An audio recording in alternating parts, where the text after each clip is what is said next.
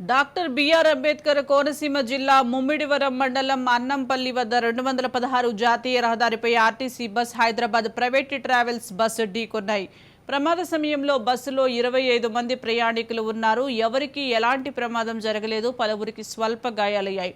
క్షతగాత్రులను పోలీసులు ఆసుపత్రికి తరలించారు.